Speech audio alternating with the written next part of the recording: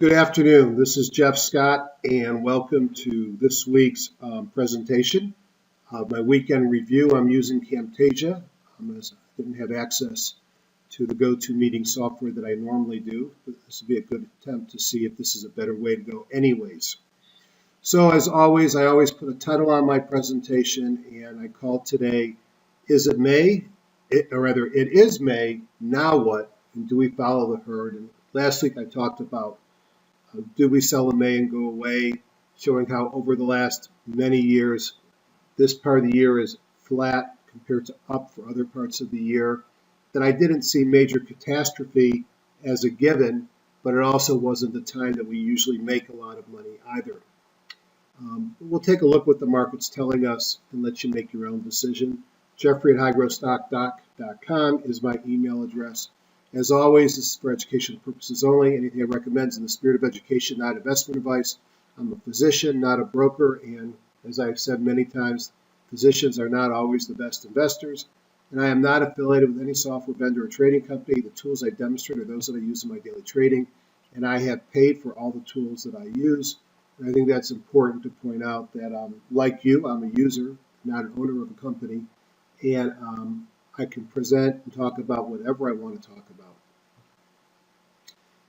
A lot of what I talk about is what I've learned from who I consider to be some of the masters. And you can see on this list here, let me see if I can hide my keyboard. I don't hide the taskbar, apply, okay. You notice I have a bigger mouse thanks to Jim from New Jersey for getting me to do that.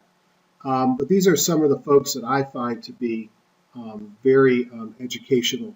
Woodward and Brown goes without saying, Alexander Elder, O'Neill, Morales and Katcher, and then a sundry of other folks, John Person, Minervini, Jesse Stein, Steve Bigelow, Van Tharp, that I use in some of my daily trading as far as what's created how I trade.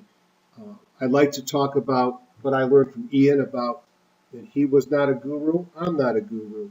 But your job is to become your own guru and to get influenced by smart people to help you become a better trader. I have lots of programs on my computer, most of which I don't use. I need a real-time trading program, and I use both TradeStation and Thinkorswim.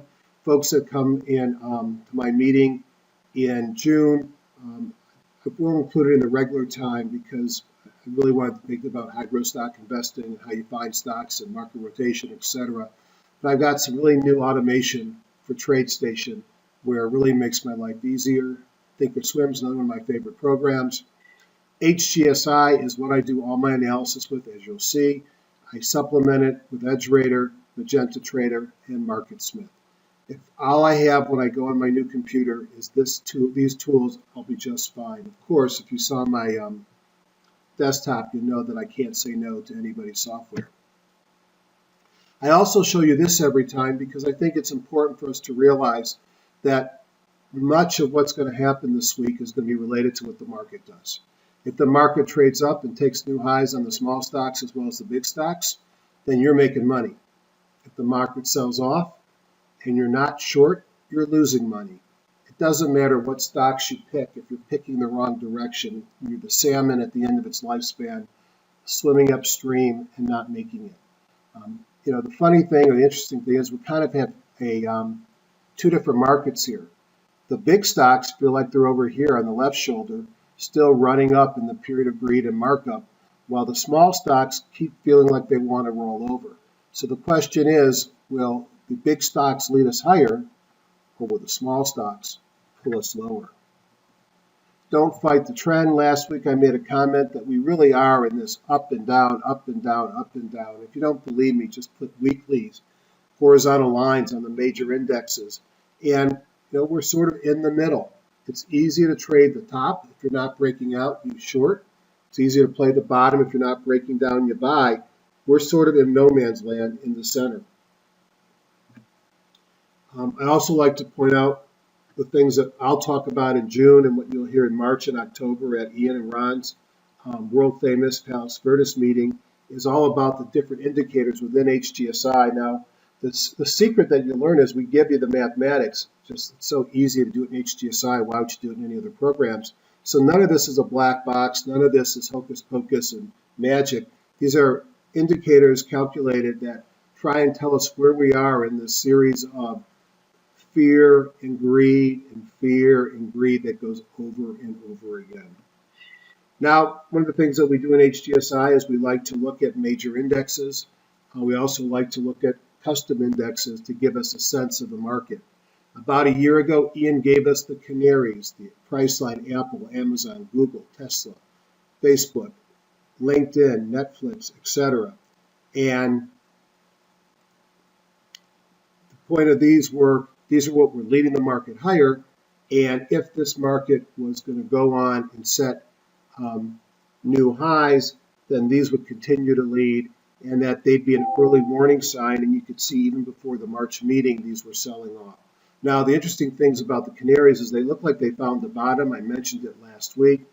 And after a big test of the 200-day moving average on Monday, Tuesday, Wednesday, Thursday, they closed higher. Friday, they closed sort of in the same range as where they did Thursday, although down for the day on lower volume. So canaries, perhaps supportive of the market going higher. Now, the interesting thing is if you look at these, Apple's doing great. Netflix got back up to its to resistance, or heading towards resistance at 340, and LinkedIn sold off. So they're all behaving differently. They're not behaving as a single one for all for one. We also make our own list. This was created in October of 2013 of the leaders at the time, and you could see that although this list broke, it behaved much better than the canaries and actually is retaking the 50. Now, the most bullish list would be the last list we put together in March of 2014, and this is a list of the LLURs that we did at the PV meeting.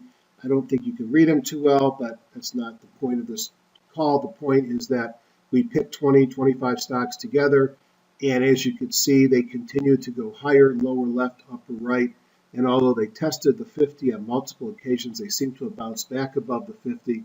All I need to see here is a reversion of the PSAR, which are these red dots, and this market might be off and running.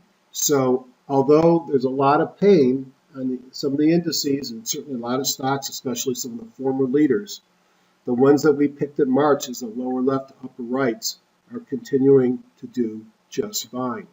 Market themes, well, thank God for turnaround Tuesdays. It seems like every week, Monday, we have a sell-off. Have a great day Tuesday, and then we try and find our footing the rest of the week. We continue to see large stocks head towards new highs and chop for small stocks. Now, there's a lot of reasons to be bearish. The sell in May phenomenon, Ukraine crisis. Fisher was on the radio today saying that the Fed will continue to pull back on easing, and the easing will be out in October. However, not to make anybody too afraid, he also said that they won't consider interest rates until at least October.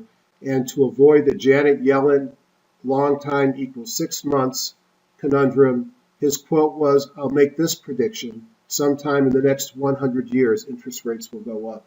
So I would say the Fed is sending a strong message. They want to be out of the bond buying and easing from a quantitative perspective, but they're going to give a chance for interest rates, the market to improve, and unemployment and those looking for jobs to improve before interest rates are pushed up.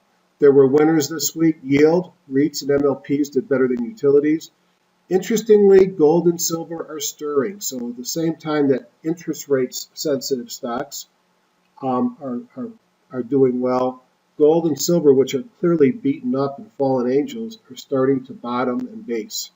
Auto dealers and parts, more than automotive companies, but dealers and parts. Parts have been strong for a while. If you look at any of the ETFs for home builders, you'll see they're at a place that they like to reverse. And no surprise, multiple home builders made my list this week. Airlines continue their LLUR path. If you're Brazilian, something's going on. I suspect there's going to be a lot of spending as we go into World Cup and Olympics and try and get it done. And whether you're a bank, a food company, a steel company, an oil company, if you're from Brazil, you seem to be looking better. And then something that I never trust are the distance learning companies, especially the Chinese, but they certainly seem to be poking their heads up. If you want to really learn how I do these calls, and how I do my analysis and the difference, which there are between what I do at night and what I do on the weekends, please consider joining me and probably 14 others. Looks like we're going to head towards 15 in the audience. June 21st to 23rd, we'll be at a fantastic resort, which is the Marriott Spa and Resort on Singer Island. Singer Island is adjacent to West Palm Beach and Palm Beach International Airport. The hotel's got the Intercoastal on one side, the ocean on the other, and I can attest that it really looks like that because I'm their next door neighbor. And all I ask for attendees is that they have investing experience but want to become more of a power user, that you have an interest in HGSI, although this is more, it's as much about trading as it is trading with HGSI. I want to make everyone be a power user of HGSI because I think it's a great program. And those that are unfamiliar with HGSI but want to come to my meeting, fear not. I will be doing a couple webinars that week, which I will video, but I will do them live for those that want to participate so that we can get you up to par on HGSI. The goal of the meeting, teach you to become your own guru. Topics are listed here. My contact information I've already said. I'll be using the tools that I use on my calls. Seminar includes breakfast, lunch, and snacks on each day, high-speed internet access while in the meeting room, and then we'll have a group dinner at a nice location on Saturday night and a cocktail party Sunday. I've had questions about spouses and significant others. It's simple. On Saturday night, I'm treating the attendees. If you want to bring your spouse, there'll be an additional fee for the spouse only. This way, anybody feels comfortable bringing their spouse. On Sunday, it's all on me, spouses included, for the cocktail party. Price will be $850, including everything above, including dinner for the attendee on both nights. If you're interested in my TradeStation indicators, I sell them for $650 individually. I will make them available to you at a big discount and a total price of $1,100 for meeting attendance. I've got now 7 or 8 of the 15 seats filled with a number of people committed, but it doesn't count until I get some financial commitment, meaning PayPal or a check. Got to know what's coming on this week, so let's see if there's anything in the weekly economic calendar. You've got continuing claims, that's always of interest. Initial claims, some productivity, mortgage index, but the big number is always the first Friday of the month, and that's out of the way. I think it's important that you know what the big movers are from the perspective of earnings, and here's a list of them. I get this from levittbrothers.com. Free membership. They sell a number of higher-end products, but if you're interested in who's got earnings, you ought to know for your own programs or you're going to get slammed. I'll give you an example of how knowing in advance saved my buns. And now onto the charts. Close off the PowerPoint. I'll leave the PowerPoint because I want to go back to it.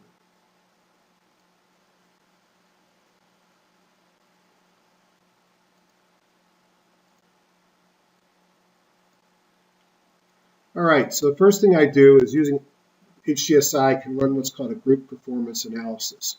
And what I do is I pick the many watch groups that I keep on a weekly basis, and then I'm able to run an analysis and look at performance.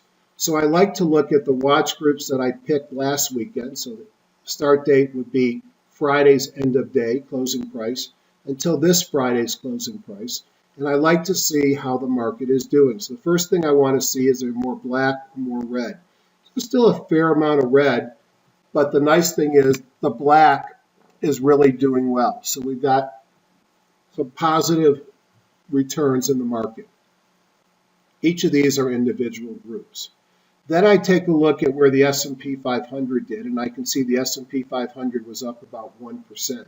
I see that the HGS 100 and the IBD 50 were both elevated. The IBD 50, a lesser number of stocks, was up 2%. Overall, I see that growth stocks seem to be doing better this week. The MarketSmith 250 was up 1.4. Stocks in uptrend with a pullback were up 1.22. Top VectorVest stocks were up 1.2. Breakout stocks and squeeze near PSER breakdowns. This is a bearish scanner, was up 1.15. What I thought was somewhat interesting is when I go down here, All my bullish patterns, they were flat. Bible gap ups were flat. Bolting relative strength lines from screens of the day and IBD were flat. Stocks and groups small to the upside were up down 0.23.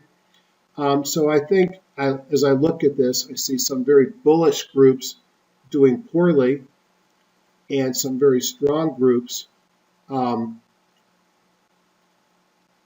bearish groups doing well. So I think we still have a bit of a topsy-turvy market and a lot of chop, but I do see more black than red, and the major indices in the HGS and IBD 50 and 100 are heading north.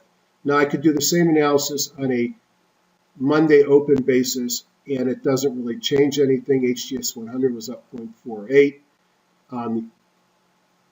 S&P 500 was up 0.87, and the IBD 50 was up 1.59. These numbers are a little bit smaller because the market actually opened up a little higher on Monday before it sold off. I like to look for Hindenburgs. Hindenburgs are signs of market tops. Most major corrections in the last 50 years have occurred following a series of Hindenburgs, although 3 out of 4 Hindenburg groups will be negative. The last Hindenburg we had was in December, and as you can see down here, all clear. Hindenburgs require a number of findings, including new highs and new lows both being over 2.2%, rising 50-day moving average of the S&P, McClellan less than 0, and new highs must be lower than 2 times the new lows. When all 4 of those hit, we trigger a Hindenburg. Bucketology looks at the number of stocks in the S&P 1500 trading in the various buckets from below the lower band. Then between the bands, we have 10 buckets, and then above the upper band, I look for extremes, and this is the opposite of extremes. This is 50-50. The market is as I said, it's sort of in the middle of its range and could go either way. The markets is an analysis where we look at percent B change, looking for big moves in the major indices. We look at percent B, where the indices are in relationship to their Bollinger Bands. Green is in the top third, essentially, red in the bottom third. We look at bandwidth, but the only thing that you need to look at is this column here between L and O, and that's percent B times the bandwidth, the Woody indicator. And green is a buy, red is a sell, and we've come out of a period of time with a lot of red. So even though we're still yellow, it is less painful, especially at some of the bigger indexes. And you look down here, you see a lot of green as well. I guess it's okay to feel, I feel a little bit better than neutral. I don't feel rip-roaring bullish as I might if we started going green across, especially if we saw a line of big kahunas to start that off. Kahunas there, more than 0.24 changes. So this tells me that I fair to middling, a little bit above midline on my attitudes. Now, I'm not going to look at them much, but within EdgeRater and using HGSI data, I can do look at some of the indicators that George Lee and I use, squeeze, and then breakouts, PSAR, MOBO, pocket pivots. I can look at these on a daily or a weekly. And then for those that are fans of Morales and Catcher, you can get an idea of what's really working now by looking at code blue signs. You can see quite a few stocks are code blue, much different than it was a couple weeks ago. You could also look at code red, which shows you the stocks that are not working. Lastly, a couple of things. I'll come back to the group inclusion filter, but one thing HGSI does is if you have a number of groups, as I do, it can search out, count which stocks are which groups, and then have those stocks that find their way into most of the groups come to the top, and that's the group inclusion report. Trinity Industries, Micron, Gentherm, and others. We'll come back to this. And then the warehouse review in EdgeRater gives me a sense of what's going on. It's not the greatest tool for a short period of time, but for the month of April, I don't know about you, but it was a pretty ugly time in my portfolio. Perhaps it's picking up now. And you could see that high ERG stocks, earnings per share, relative strength group rank, did not outperform this month. In fact, they did worse. And you could see this is percent performance, which is below 0 across the board. Stocks did poorly regardless of earnings per share rank.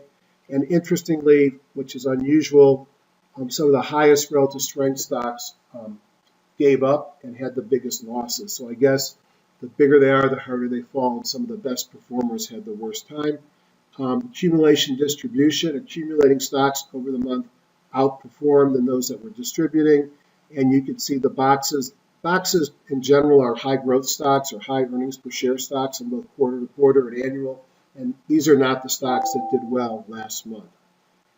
If we look at this past week, you could see a lot of variation, but pretty much everything was above zero here.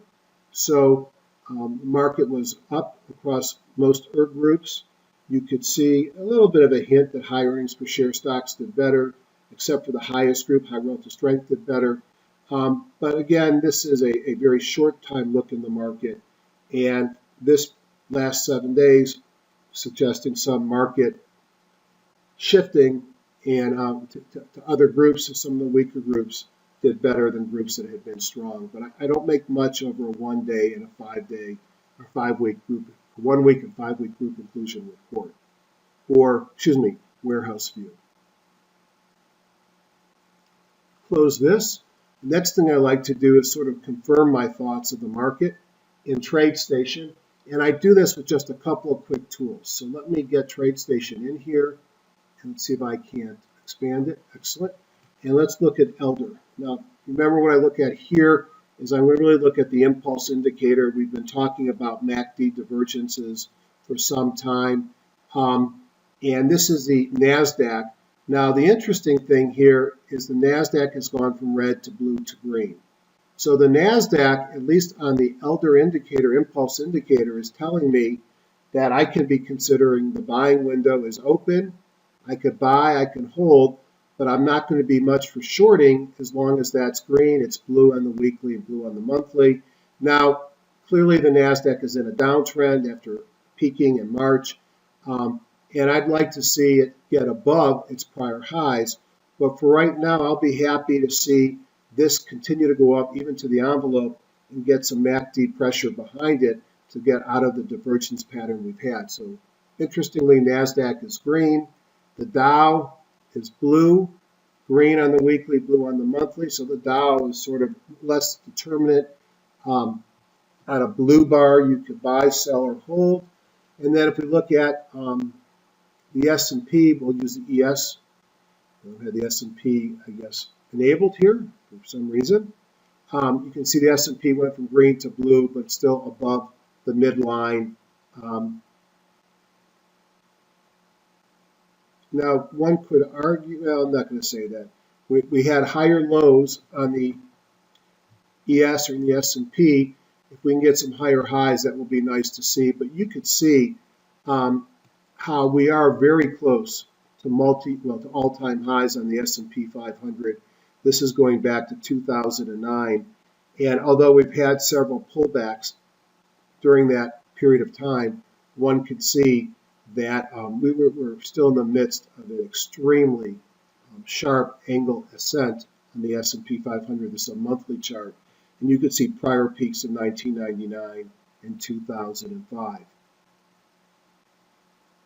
So the S&P 500, or so the Elder indicators tell me I can be in this market. If I look at futures on the Russell, also blue. You can see this has been where the weakest have been. You can see even the weeklies on the Russell had turned red. Now, what I look at all day in the market is basically this screen here. And what I do is I'm looking at the major indexes. I'm looking at the futures, and then I'm looking at the 3X bulls, 3X bears, and then I look at sector ETFs. These are big, high-level sector ETFs. I look at stocks that I'm following. Maxwell is one that I own that had a big day on Friday. Some of these are long, short. Some of these are on my watch list. Then I get down to what I call my tigers. And the tigers usually are about 700 to 800 of leading stocks from a fundamental perspective. They made it to somebody's list. And I put them in here, and then I monitor certain columns. I'm looking for pocket pivots real time during the day. I'm looking for whether up or down. I'm looking at how is the volume compared to average volume. I'm looking to find green candle lows. These might be stocks that are bottoming. I mentioned gold. You can see American Barracks comes right up to the top. Red candle highs might be stocks that are getting, tired, and you can see there's a lot of red candle highs.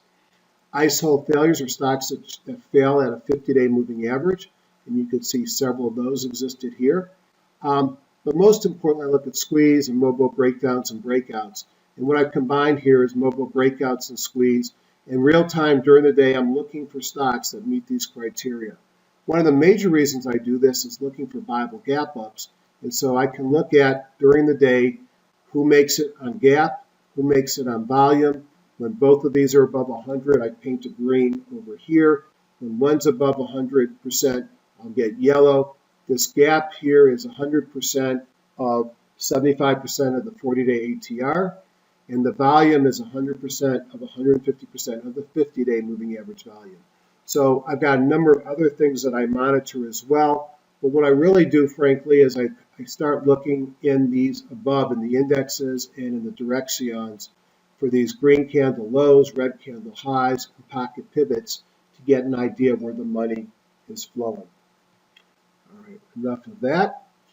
Let's go into HGSI. So see where we are for time.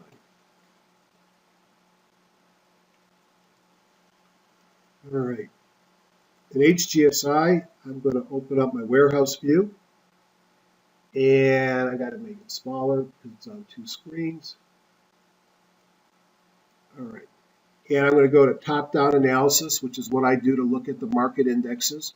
And I'm going to go and I'm going to find Woodward and Brown user groups. And I'm going to open it up, Major Markets Plus. And I'm going to make sure I'm ranked by combo. And then I see over using this combo rank what's moving in the market. Now I happen to know that this combo rank means several things to me. It means that it's predominantly looking at Friday's activity, but it's also looking at activity on over the last week and then 3 weeks. So it's not super short term. And then I look to see what worked on one day. One day was silver and gold. As I said, they're stirring. Over 5 days, the leaders have been the NASDAQ 100, the Dow Transports, bonds, NYSE, NASDAQ. So over the 5 days, we had some strength in some of the stocks that we follow. Volatility was weak over 5 days, as was utilities, as I said, not as in favor as the REITs and the MLPs. Gold and silver weak over many days. It was a one-day stir. We'll see if it carries on to this week. Let's take a look at the charts. Start with the S&P 500.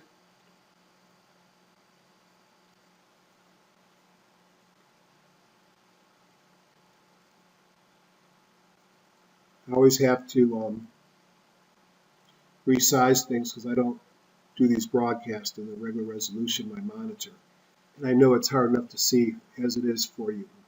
So I always start all my views with candlestick charts, and then I like to use an 8-day in magenta, a 17-day in green, a 50-day in blue, and a 200-day simple moving average. And this to me is the simplest way for me to look at what's going on. If you're above the 200, you're in an uptrend. I want to see the 17 above the 50, 50 above the 200, 8 above the 17, and the price above the 8. So I've got the 17 and 50 look like they're kind of on top of each other here. I can look at daily or I can look at weekly. Now, as I mentioned to you last week, these were written last week, I thought we were in a trading range, and I suspected that this was the high of the trading range, which we closed right under that, and that this was the low now. And I thought that back here would be sort of where support might be if we were to fall. So we are really, if you don't believe we're in a Darvas box, we are bouncing up and down within this trading range, and we're at the high part. So something has to give. We will see whether this week we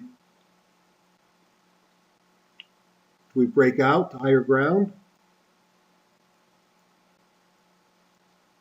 or do we go back and retest our support here? I mean, if we're going the way we've been over the last several weeks, we go back and retest support. But who knows? I can only say what we've done thus far. So that's the S&P. In a healthy uptrend, pretty much going sideways here in a trading range. If I look at the Dow, looks the same. I'm not going to spend any more time on it. If I look at the NASDAQ had pulled off pretty hard, down 10%, and it looks just like the canaries. It's bounced off the bottom, and it looks like, it's right now less than the 50.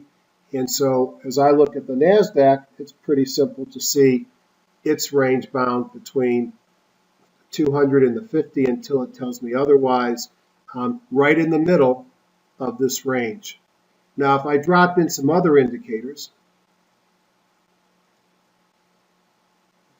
so let me just review with everybody what you see here. Just want to make one thing cleaner. If you have the PSAR, the parabolic SAR on your charts, if you double click on it and go to point size, and I just like to make it smaller, so it is not as loud on my charts. There we go. So what have I got here? On the top, which you can barely see, I have the Hindenburg. There's been no Hindenburg for a while, so we're not really looking at it. Then I have my weekly and my daily bongos, accumulation distribution, 13-day and 2-day force. I have high jump bar with green candle lows and red candle high, DI crossovers. This group here is Bible gap ups. Then I have squeeze, then MOBO breakouts or breakdowns. I've got my same moving averages. Now I've added the PSAR dots in red and in green. I have also added Bollinger Bands. Let's see what a squeeze looks like as the bands come close together. And I've added group index, which I thought I had group index in here. Let's see.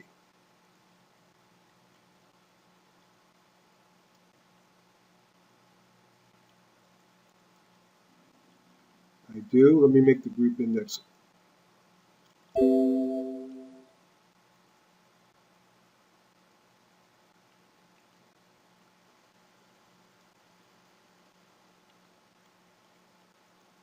NASDAQ doesn't have a group index. Never mind. And then down here, this bar has the pocket pivots. Magenta and red are 5-day, and red is 10-day down. Light blue is a 5-day up, and a dark blue is a 10-day pocket pivot up. And then I have volume. Down here on the lowest bar would be the kahunas, up or down. Up in blue, red is down. And then the phoenixes, which are the follow-through days in green, and in red and maroon to the downside. The eurekas are follow-throughs up, and the phoenixes are follow-through down. All right, so the NASDAQ pulled back, sort of in the middle if it's Bollinger Bands. Squeezing, we'll wait and see what it's going to do for us. If I look at the Russell, down at the lower part of its range, here's the 200-day where it's not held. It's held intraday, or at the end of day, but it's pierced it 3 times, gave us sort of a doji with the top tail on Friday. At the bottom, I sometimes think those are people tried taking it up and they failed, but there's buying pressure. Maybe that'll be a sign that this is going to move up. It's squeezing as well. If I look at gold and silver, I can see a kahuna and volume in gold, MOBO breakout from a squeeze. All my technicals up here turning green. I'm still right underneath the 200-day moving average, but this is a very positive move from gold off of the bottom of the Bollinger Band that also had a PSAR flip on Friday to a buy. If you look at silver, same as gold, but starting at a lower point, sort of a morning star formation, volume coming in, kahuna upside, hasn't flipped its PSAR. So silver looks like it's waking up as well. The dollar, well, if those are strong, then you might assume that the dollar's weak. Everything's red here. Big bar to the downside, PSAR sell signal, and a pocket pivot down. And if I look at volatility, volatility has been quiet. And as we see, volatility is just meandering its way down to that 12, 13 point of where it usually starts to take hold before it moves up. So volatility down, dollar down, gold and silver firming, stock moving up. Could be a good time for the bulls this week, although things change on a moment-to-moment basis. I like to go into the index industry groups. So I'm still at 149. So this is the legacy industry groups. The update, I guess, will be in a couple of weeks. So I decided to leave this up here. I've been using the new groups, and I really like them. And the reason why I like them is because it's really done a nice job of broadening out to another 50 groups, so separating things out of pharma. Like in the pharma group, specialty pharma companies are separate now from the old standard pharma companies, and I'll explain what all that means when they come in the update. So I like to look at what's moving now here. So let's look at 2-day ups, and we could see that we now got 69 groups force up. That's a big improvement over where we've been over the last several weeks. To the downside, there are only 15, but you notice the pharma, biotech, there's my utilities to the downside. Tobacco and trucking, which were strong, and fertilizers all reverted to weak this past week. Now, this is a very short-term indicator, and you'll notice that the 5-day price change at pharma, biotech, tobacco, and fertilizers were all quite positive, but their 2-day force went negative at the end of the week. So what I like to do is I like to look at the top 10 groups and see if anything pops up. I'm going quickly today, change the index group. So we've been looking at Rite Aid for a long time. This has been one of my favorite stocks, and it continues to do well. Here's your group index in the dark line, and it's just leading the group index, which is strong. Everything's green on the technicals. Had a Bible gap up on Thursday, mobile breakout on Wednesday, good volume coming in, makes money, although it's a Tiddler. Rite Aid continues to do well. And I also said that CVS might be expected to do well long term because of Obamacare and the increased utilization. Had a mobile breakout from a squeeze on Friday and a kahuna. I'd wait to see that PSAR flips. But here's a leader that has pulled back to the 50 with the kahuna. It looks like it wants to go. But you do have to be aware that your PSAR is against you, as are your bongos. I'm only going to look at things that are above the index, unless I have no choice. Internet retail, Netflix had an amazing day, amazing couple of days, and maybe it's got its mojo back. Netflix,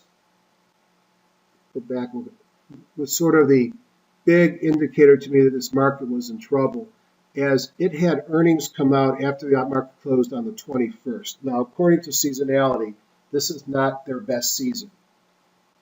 Not necessarily the worst season, but it's not their big high flyer. Earnings were great, and they went up over $20. Then the market, from that point on, sold off quite hard. From top to bottom, at a 21%, about an 80-point sell-off. It's pulled up to resistance at the 50, so it'll be very interesting, at the 200, to see whether or not Netflix can break above this 200-day moving average. If they do, my target is about 380, but right now I've got to see it get above the 200-day moving average. Netflix has a lot to like in the technicals and in the fundamentals, and I'll be keeping my eye out on that one. Facebook looks a lot like Netflix, sold off after earnings. It's got to get above the 50 before it's alive. It makes money. Priceline, also a big sell-off since beginning of March. Interesting how it sold off to within the natural target at the 200-day moving average, but right now it's sort of stuck under the 50 of the PSAR sell signal, so not ready yet. Amazon.com failed at the 50 here, an ISO failure, failed at the 200, failed, and is in a downtrend and not one that I'd be jumping on right now until something changes. I'd rather wait for it to get back up to this bad cross of the 50 below the 200 before I got started shorting it again. But it's had a pretty massive drop. In fact, if I measure from the high here back in January to the ultimate low, it's down 30%. And if you just go from when it broke the 50 to where it closed, it's down 17% in 31 periods. So although the group is up top, it's probably up top because they had positive changes this week and huge volume. Nutrisystems is an interesting player. Weight loss is obviously a big deal in this country, but this is one that's, it's had a rather storied past. I bet I go back even more than that. And you could see big run-ups in 2006, a run-up in 2009, and now it's running up again. As I said, weight loss is a popular thing right now. It's hard for me to ignore multiple pocket pivots last week, multiple kahunas, huge volume, a Bible gap up, everything turned green. It makes money, at least it will be making money in the second quarter out. This is probably something that's worth watching and might be something worth sticking your toe in the water for. I'm not really saying I'm vouching for the company, but you've been basing a lot. You're coming out of a squeeze with a mobile breakout and then a Bible gap up, lots of kahunas and volume. BIPS, I like this one better, although in some ways it's a similar picture. Ran up here, pulled back to the 50, had a kahuna on Thursday, in a squeeze, technical still some red in it, great earnings per share growth. If this market picks up, this guy will take out previous highs. Great earnings to support it. Next group down, right click, left click back. Internet software and services. Look at a couple of these. Not great performer. Yahoo waiting for the Alibaba IPO. I think it's this week. Weekly Bongo is red. Broke above the 50. I don't like the group rank, but it had a positive day on Friday on 22 million shares. Force has got price change and volume. Open table looks like it wants to run. Mobile breakout. Pocket pivots, huge volume, but it's below the 200-day moving average. Be careful. 2.8 million shares. Baidu in a squeeze here as these moving averages and price come together. I think Baidu is a great company. Had a nice run up off of 90, pulled back to 144. I think we're in a decision zone where it might go higher, it might not, and I won't touch it until it breaks out of this range. Constant Contact. Thought this was a beautiful chart today. Big run up from last year and this year. Pretty drastic pullback to the 50 weekly, and then a big move this past week. And in fact, most of that move was done on Friday, and you could see a Bible gap up, big kahuna, tons of volume, PSAR reversion. Don't like the group strength, but like the stock chart. YY is another Chinese real estate internet player, and great earnings per share growth. It's sold off hard to the 200.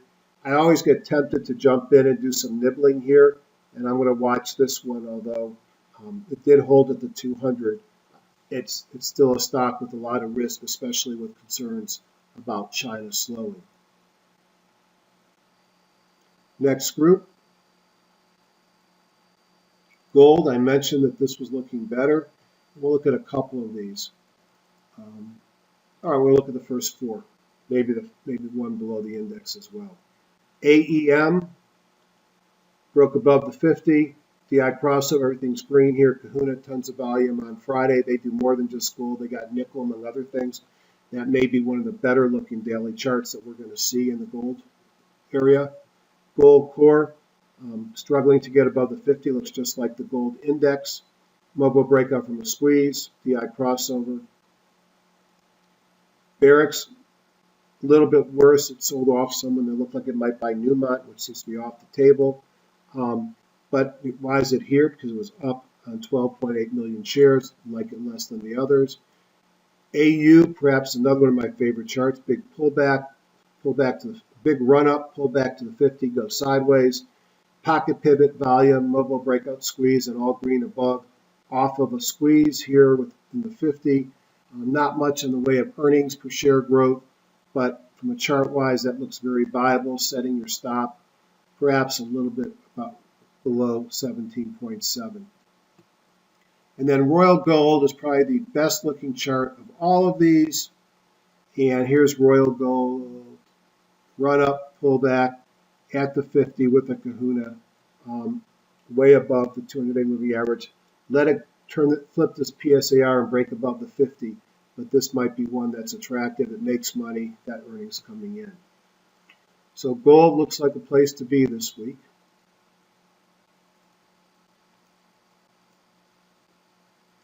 Number 5 and 6 are banks and diversified. I don't understand this group, why Bank of America is here. Bank of America sold off pretty hard early in the week when it turns out they messed up on some calculations and going to have to cancel their dividend.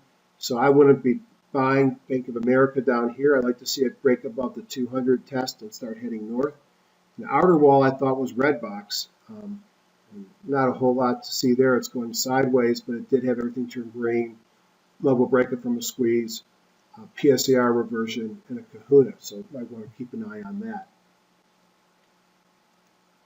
Back. More banks in number 6, diversified banks. So these are international banks, and I think this is the one I liked, which was a Brazilian bank. I liked one of them. Probably liked more than one of them. Sideways, big move on Friday, mobile breakup from a squeeze, all's green, kahuna, volume, Banco Bradesco, BBD, and if I remember correctly, this is Brazil. All these banks, international banks, probably have some risk. There was a Brazilian one. I think this was it.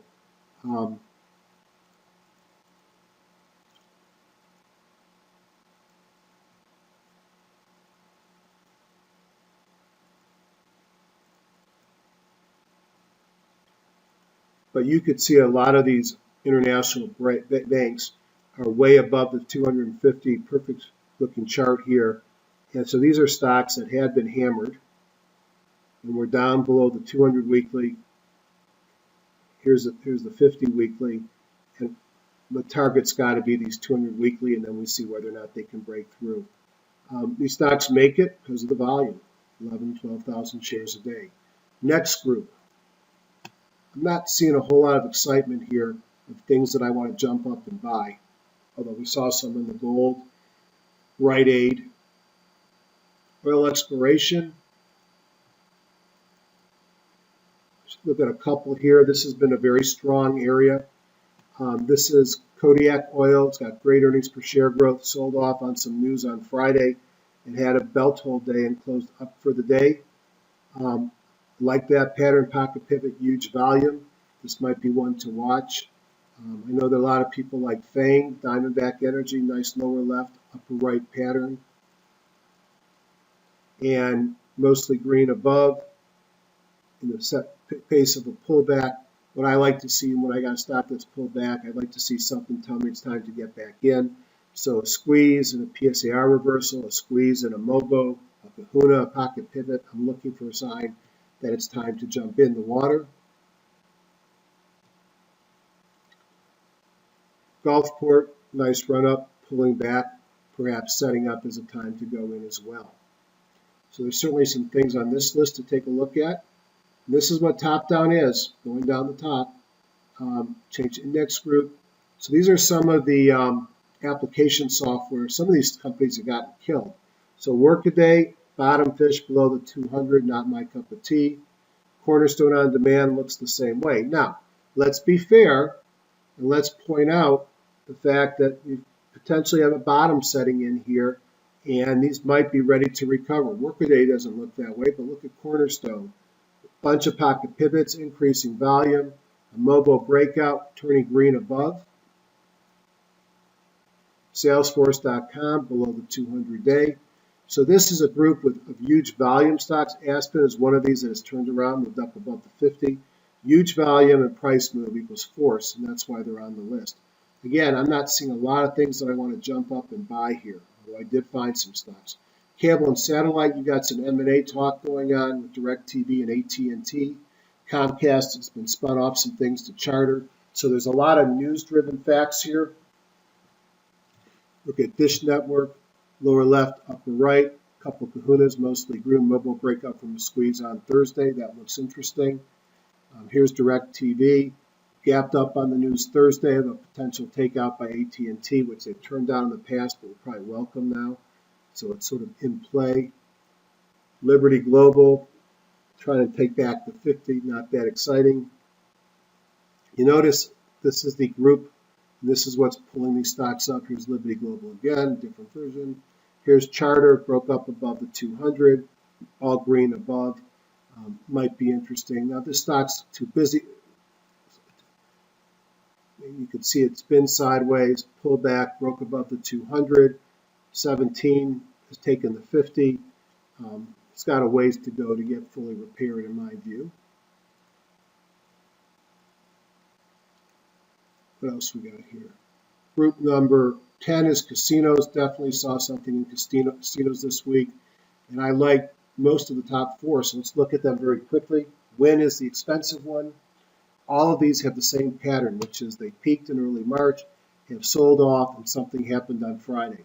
So you had a mobile breakup from a squeeze, starting to turn green above, a pocket pivot, a kahuna, a massive volume on Wynn. I might want to go to Web and see if this was earnings driven.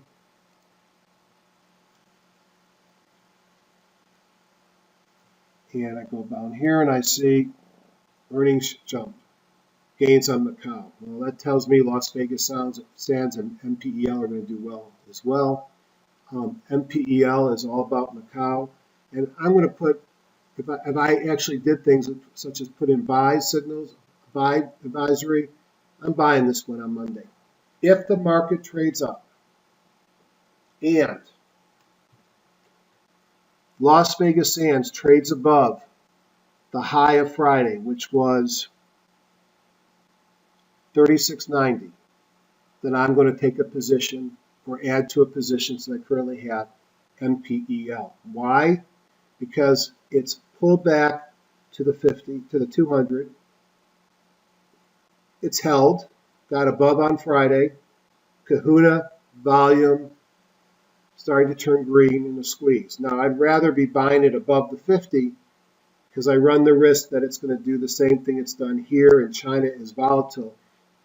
With Wynn's earnings being good and pointing out Macau, I think MPEL goes up. And I think you can say the same about Las Vegas Sands, which closed right on the 50. So they'd all been selling off. And as I said on the show after or before Mad Money, it wasn't the season to buy gambling until we got into the summer. So it might be time to start thinking about buying some casino stocks. You'll see a lot of other groups here that made it to the list. Force Up. Airlines I mentioned before. Home builders, let's take a look and see at these real quickly. Fortune Brand is more security. The ones that made it to my list were the next couple. So I'm not going to look at Fortune Brands. I'm going to look at D.H. Horton, broke above the 50. I'm going to look at Lennar, trying to get above the 50. And I'm going to look at Toll Brothers. So they all look the same. They look like they've held at their 200. Why am I interested? Because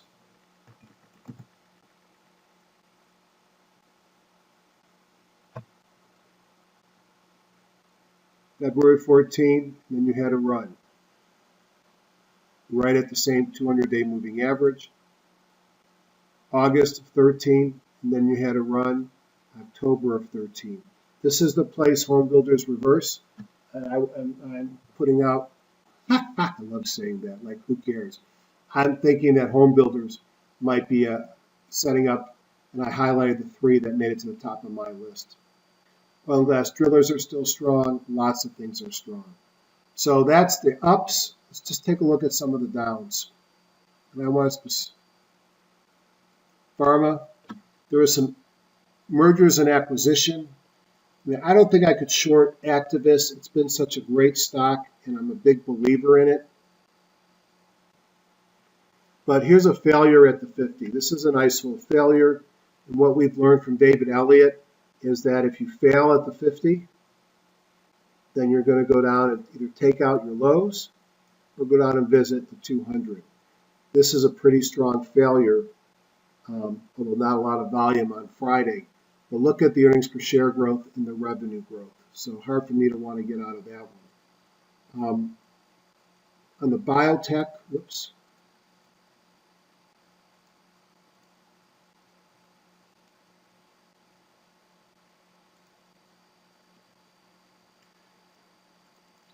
A couple of these have just been hammered. Case in point is Pharmacyclics, which got a drug approved, making me look smart because somewhere around here I was sitting on a plane with somebody who was very happy because they had Pharmacyclics. I said, you know, once these guys get their drug approved, they seem to sell off, which has been the pattern. And it's because they have to spend a lot of money to market their drug. And they had a little run on some research news, and then just how ugly. I mean, and their sales have been good, so go figure. How ugly. From the top to where we closed on, or to we were on Friday, 45% fall on a stock that previously was a leader. No, it's not time to short this now. Not in my mind. I wanted to point out, even though it's on the bad list, Gilead. You know, Gilead broke above the 50. It wouldn't surprise me to see it pull back to the mid 70s before it goes up again. But Gilead, surprised to the upside, has great earnings per share projection. There's another negative newspaper about drug pricing. But let me be perfectly clear. It doesn't matter. Congress in 2003 acted like the idiots that we know them to be, and they disallow their ability to negotiate prices with the pharmaceutical industry as sort of a give back in exchange for some other concessions. So, the New York Times, the Wall Street Journal, your favorite local paper, your pundits can all come out and say, these guys are all in trouble because they raise prices too much. And I agree that things are getting out of control. I agree with the article in the New York Times on this today. But it doesn't matter. There is no ability of the U.S. government to negotiate prices thanks to our friends in Washington. So, a few more comments before I say goodbye. Sorry for getting political. We're already at an hour. So, I did my group inclusion filter earlier. Let me do one right now for this group. So I'm going to go into Smart Groups, Group Inclusion Report. And I want to find the top 10 stocks that we can look at before we say goodbye. And I'm going to clear that. I'm going to call this top 10.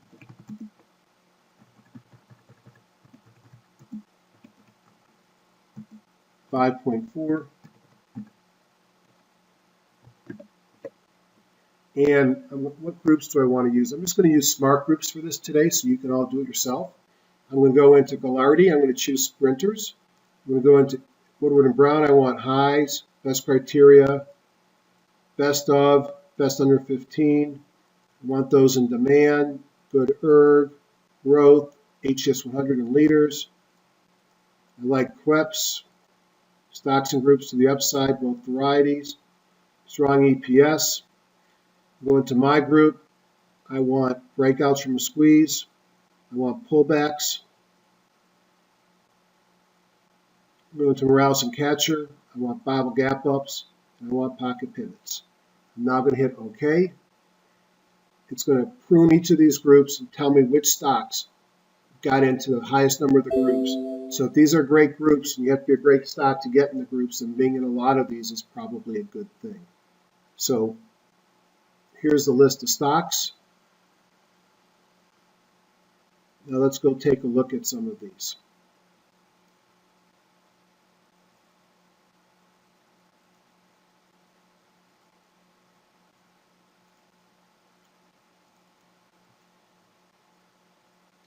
Allergan is a pharmaceutical company. It's in play, so it gapped up when Valiant put in a bid. I think Valiant's going to end up getting them, but we'll see what price, because 7% of the stakeholder of Allergan is partnered with Valiant on the bid. So you could see pulling back to the 50, which is what I like to see in an uptrend. Pocket pivots galore, lots of volume came in, lots of kahunas, so if somebody was loading up, then the announcement came up and waloo. So leader, but right now it's in play and you have to figure out what you want to do with that. Delta, some of the airline stocks, Alaska, Spirit, Southwest, all except for United, which stumbled. Lower left, upper right, in a big power move, everything is green, one of my favorite holdings. Fleet Corps, this was a darling a year ago. I like to think of them as credit cards for the truck stops and also some truck stop management. And you can see the power move off of the 30 all the way up to 120. It's gone sideways since. Is it time to be back into Fleet Corps? I think so. Turning green above, DI crossover, mobile breakout from a squeeze. Multiple kahunas, pocket pivot and volume coming in on earnings on Friday. Probably worth taking a look as it breaks above the 50. Harman International, I mentioned auto parts. I'll go through some of my favorite buys before I finish. Harman sideways, it's an auto parts, not an electronics play since they put the car stereos in. Mobile breakout from a squeeze on Friday in an uptrend. I mentioned auto dealers. Here's Lithia Motors. You've got Auto Nation. You've got Penske Auto Group. You have Ashbury as a public traded ones. Pocket pivot day after day in a big uptrend. Everything is green. We did call this one out a week ago. Micron, called this out several times. Lower left, upper right, a leader technology play. Doing well. Stumbled a couple days. Looks like it wants to run again. Questcore is a takeout play. I'm going to skip that. RFMD is an acquisition. They buy TriQuint. They bought them down here. They gapped up. They continue to run up. Green, squeezing, breakout 2 days ago. Kahunas. I like this one. This is one of my long holdings. Triangle Petroleum is a junior petroleum company, small company, makes money. This one wasn't my favorite, although it did make it to a bunch of the groups. This is a weekly chart going back 4 years, and it really hasn't done much. Late last year, it gave us a run. Maybe it's going to give you another run. You see the strength in the oil exploration in the dark line. Trinity, great company. We spotlighted this before. This Greenbrier rail car, they make trains. Trains are in vogue because trains carry shale oil from the Balkans. And this is a leader, and you can see lower left, upper right. Pull back to the 50. Gapped up on earnings, 2-day pullback, wants to run again. Everything is green, like this one a lot. Those were the top 10. Now I'm going to put up my buy list and then look at a couple of these and then say goodnight. I create a buy list after doing my top-down analysis and supplementing it with 700 other charts, which, although it's a little bit silly, it's what I like to do. Whether I did these calls or not, I would be doing that. And we're going to go down here. So first thing is, where is the strength in this market? I mentioned auto. So we have two retailers I like. Vistia, I liked LAD, LAD, and Auto Nation. I liked multiple parts, MGA, MPAA, and VC. Casinos and gaming, I mentioned Las Vegas Sands, MPEL, and Wynn. Home builders, I like Horton, Lennar, and Toll. Oil, gas, and equipment, there's a whole host of them. Baker Hughes, Halliburton, Bill Barrett, Diamondback, Kodiak, and Sanchez. Some of the semiconductors, Micron, NXP, RF. I think NXP wants to go again. I mentioned Brazil. Each of the Brazil stocks that I mentioned will look a lot like this chart, which is, let me go back, they've been in pain. They've been in the penalty box. You can see they went crossed below the 200 weekly moving average in 2012, then below the 50 since about that time. And this is really the first time they perked above in a year. Now, what will be interesting to see is if this is for real or it's just a head fake. That's the weekly. Go back on the daily. Most of the stocks have had a run up, went sideways, and then started moving up again on Friday. So other ones that were Brazil based.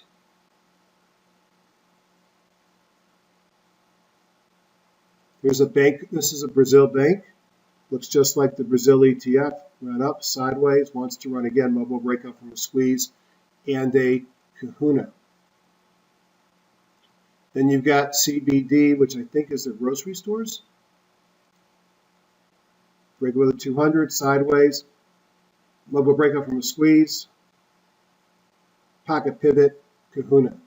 You've got oil, which would be Petrobras, which is a nice place anyways right now. Here's Petrobras. Same pattern. It's the whole country's pattern. Something's going on in Brazil. I think it's construction getting ready for the Olympics. Again, pull back to that 200. Huge group strength. Pocket pivots, kahunas, volumes, mobile breakout from a squeeze, everything turning green. I like Petrobras a lot. Looked at most of those oils. Here's a chart that I like. Horizon Pharmaceuticals is one of my holdings that I started buying again this past week. It had a huge run up from $3 up to $18 in 6 months, which is a sign that it's going to correct a lot. But it's going from a development to a marketing company. You can see its revenues going up, as is its earnings. I look at where it's sitting at a great buy point. It's in a squeeze. You might want to wait for a breakout, whether it's a kahuna or a pocket pivot. The bongo is still unread, but I think this is setting up nicely in an area of great support. So real quickly, if you want to have it turned off, I'm just going to go through these real quick. We already looked at Brazil. Here is Boeing, great company, pays a dividend of 2.2%. You're buying it off of support. It got above the 50, which I think is safer than buying it above the 200. Mobile breakout on Friday, sort of a long-term hold. We already looked at Delta. And I guess this is Ann Taylor's. Don't know enough about it. My wife doesn't shop there. Probably too young for her. Lower left, upper right certainly is not tight. The reason why I like this stock was it makes money. It's pulled back to the 50. It had a mobile breakout from a squeeze and a pocket pivot on Friday. I'd like to see it take out the PSAR. I see a PSAR reversal. I might start playing there. Magna, all of these look the same. This is lower left, upper right, extremely tight. It's gone sideways for 2 months. Looking for a reason to buy it, so give me something from this squeeze, a mobile breakout, pocket pivot, a kahuna, one of the automobile parts, motor car, and Visteon, all the same pattern, all very nice, looking for a reason to buy. Visteon gave you a kahuna, a pocket pivot, and a mobile breakout from a squeeze on Friday. Might be first one to buy. AutoNation, these are not great looking charts, but I can tell you that this group is starting to move. You can see everything is green here, multiple pocket pivots in a row on lithium motors. Next group down is Pharma, where I looked at Gilead. Nexstar Broadcasting, I guess I'm living in the past, but this was a big mover. It stubbed its toes on earnings, and earnings are starting to accelerate again, so that's what we call a box 7 stock. And you could see a huge move, pull back, sitting right on its 50 weekly with a pocket pivots. To me, this is a place that the stock is going to move up from. So I'd like to see it get above the 200 and hold. It had pocket pivots. I'd like to see some volume coming in. Had a mobile breakup from a squeeze on Thursday. That's Nexstar Broadcasting. Las Vegas Sands, MPEL, WIN, we did already. Eris is a technology stock. It's got the same pattern I've showed you on the numbers on the weekly. A run up, now a pullback. Looks like it's starting to go sideways. This is a high growing stock that I made a bunch of money in, and I'm looking for a time to get back in. It did have the PSAR flip and a squeeze. That to me is one of my signals. Great earnings per share growth. I'll be watching Eris this week. Parker Vision, don't know anything about it. I think they troll patents because I saw them in a patent dispute. Going out, they have some earnings coming in. Everything is green. Mobile breakup from a squeeze. Broke above the 200. Multiple kahunas last week. Huge volume. Ignore the red. It was an up day. What do you got to lose except for $5.40? Don't know anything about this, but it's one of my special situations in my mind that I'll probably buy this and give it a run. It hasn't been much above $5 or $6 in years, though. UBNT is a technology stock that kind of reminds me of Qihu, bouncing around the 200. I'm putting it on my watch list, looking for a reason to get into it. Great earnings per share. Defense stocks, here's HII going sideways near all-time highs. They make aircraft carriers. They had some recent contracts. Great earnings. We'll be setting up a squeeze. Had a mobile breakout on Friday. I'm interested in HII. I don't remember they paid a dividend, 0.8%, essentially not. Trinity we looked at already. Fleet Core we looked at already. The Brazil Brink we looked at. US Silco, we know about this company. Funny thing is, in HGSI land, we were talking about it when it was a $20 stock and even earlier. It's had a great run. Note, this is exactly the pattern that I like. The group strength leading, the 8 above the 17, above the 15, above the 200. Multiple pocket pivots in a kahuna. Everything is green. Had a Bible gap up on Wednesday rather. I think the stock goes higher. It's got some good earnings coming in. It is extended, although the high jump is not up at the top. This is some of the learning stocks. We're not talking about high-flying charts, but we have our charts that have been basing that something is happening. You had a mobile breakup from a squeeze earlier in the week. Everything is green here, breaking above the 200. Multiple pocket pivots, mobile and kahunas, volume coming in. This is K12LRN. Here is Tal Educational Group. These have been tough for me to buy, but had a big run-up, hard pullback. Looks like that's a gigantic tail down at the 17 weekly moving average this week. So is this stock reversing and wants to go higher? It might, something to watch. I haven't made a lot of money in this group historically, and therefore I put it there for interest. I'm not necessarily buying them. Here's one I'm looking for a potential bounce back. This is Vertex Energy, VTNR. They're in the renewable fuel. I think they turn waste to oil type of a business. They had a big run starting in late March. Looks like it's slowing down. I need to see a reason to get into that. My reasons are simple. Mobile breakout, kahuna, pocket pivot from the squeeze, any of them from the squeeze. And what's interesting here is that PSAR is negative, so I need some work. It needs to do some work to get me interested. A couple of potash mines, names. Here's Intrepid. In a downtrend, it did have a PSAR reversion, multiple kahunas and a pocket pivot. Everything's green above. This made my attention because of the kahunas and the pocket pivot and the PSAR flip. Cheap stock. Could run up to 24, wouldn't surprise me.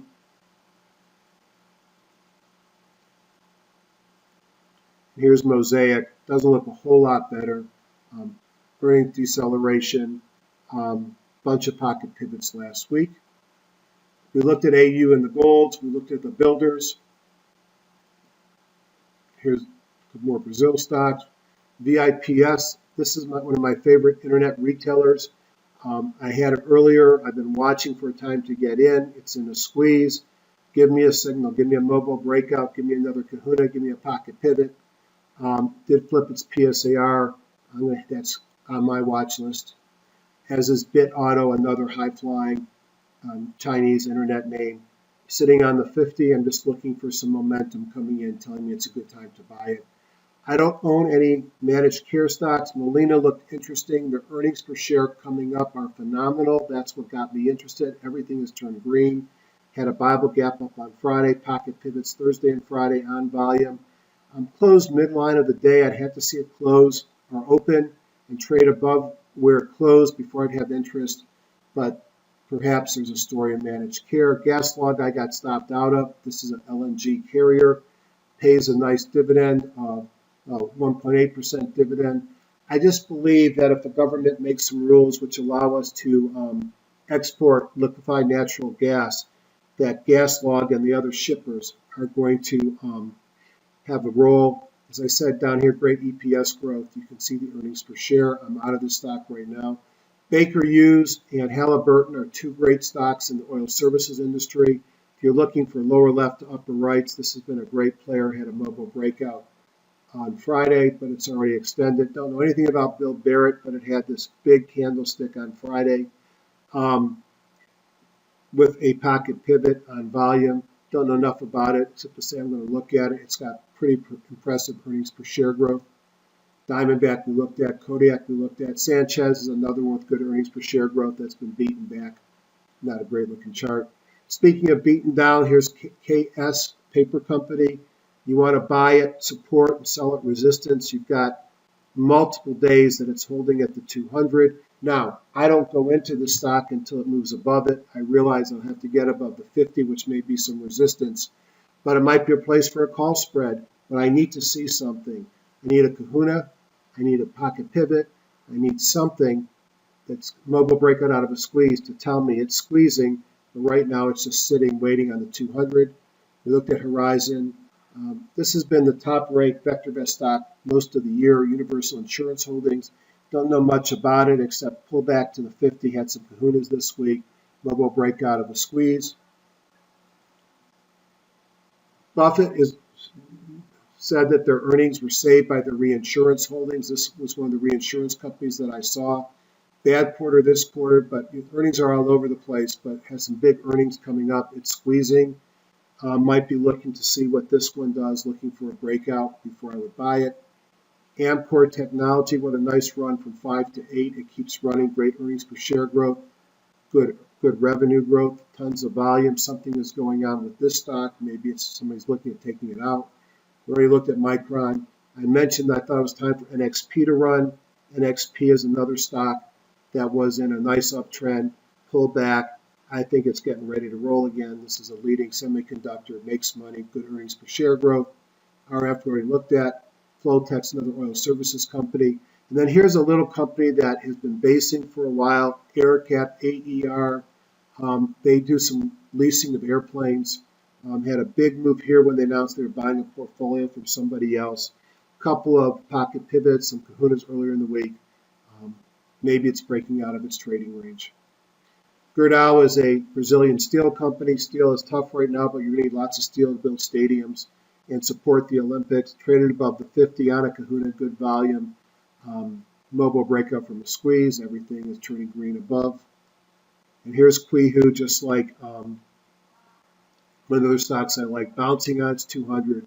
I'm waiting for a reason to buy. I do not have a reason to buy yet. Let me say that again. I do not have a reason to buy yet. It looks like it wants to hold here, but give me some momentum. I'll have lots of overhead supply, but I think when this one decides to run again, it's got a lot of gas in the tank from its earnings per share. And then a couple of special situations. Invesco Mortgage Capital. I don't know enough about something like this to really even talk about it. They buy mortgage-backed securities, which obviously, if you look back on a monthly chart, didn't work well for them in 2011, had some hard times in 2013. Why would I even put this up here? Because I know some of you are retired and it pays an 11.9% dividend yield. Enough said. It's not a recommendation. It's just pointing out the dividend yield. HE Services I do not own it. I have a target on it of 50 by year end. It's pulled back to 37. It's got good earnings per share going out forward. It reminds me of one of my holdings, which is United Rental. Great lower left, upper right move. Pull back to the 50, which gave a great buying opportunity. I think this runs again. We already looked at Delta, but here's Hertz, another one of the travel holdings. Looks to me like it wants to break out, coming out of a global breakout from a squeeze, green, bunch of pocket pivots. And then lastly, another special situation. This is a telecommunications play, regional telecommunications play, coming off of a bottom. Why do I even put this up here? It's a bottom fish. I know that. 11.5% dividend. So I've gone through a lot today. The last bunch were stocks that I identified on my 700 stock chart review that looked appealing for one reason or another. On that note, let me just remind you about my upcoming meeting. It is June 21st to 23rd, Jeffrey at highgrowthstockdoc.com. And for those that can't remember that, hgsidoc@gmail.com works as well. Shaping to be a great meeting. There'll be one guest speaker, John Person, Person Pivots, Person PPS, which are in Thinkorswim. Great way of looking at the market. He does his own different scanning. He's into seasonality. It's many of the things that I do, or I should say I do many things he does since he's the guru and I'm just the learning guru. But hope everything is well with you. I'd love to see you at my meeting. And on that note, I'm going to say good night. Good night, everybody. Be careful. I have some bullish tones that I'm giving you, but I'm sort of balanced. Oh, yeah. One thing I want to tell you is why you got to be aware of earnings. You'll notice in my trade station, and this is a free indicator, that every stock in my buy watch list, or any list that I have earnings dates. And I could talk, this tells me how long before the earnings come out. You need to know. So Fang has got earnings in 3 days. Mosaic has earnings in 2 days. You need to know when your earnings are coming out. Why? Option volatility goes up, they become much more expensive, and then you get crushed when the options volatility leaves the day after. But you also have to be at risk of an earnings move. So one of my stocks is Cardinal Health. And it has been it's a great company. They bought one of my businesses. Been my largest holding for some time. And about 2 weeks ago, I think on my call, I said, I'm worried about this stock. So what I did, it's actually been much more than 2 weeks ago, I took puts out. It came out with earnings on Thursday, gapped down, and continued lower on Friday. From the peak, and this is a blue chip Fortune 20 company. It's a great company, great leadership. Personally know the CEO, and I think the world of him. Here's a great company that is down 11%. When it started getting soft in here, I bought puts. And those puts saved my bacon because the stock dropped in just 2 days. It dropped 5% in 2 days. So if you've got to be aware of earnings, all right? CMG, all right? Earnings came out and they looked really good. And then people realized that they were lowering, or they were going to have to increase the price in the restaurants. And what happened? It sold off hard. Netflix. You got to know when the earnings. It came out with a big gap up that was viable. Then they had bad news the next day and they sold off hard. You need to know when earnings come out. LinkedIn, I didn't even look at this chart, but its earnings came out this week. It's coming back. And then earnings just hammered it down. So please, please watch for earnings. On that note, I hope everybody has a wonderful night, great trading week, and I will try and do this next week. When the summer comes, I'm not going to be as good because I got travel plans, but I'll do the best I can. Good night, everybody.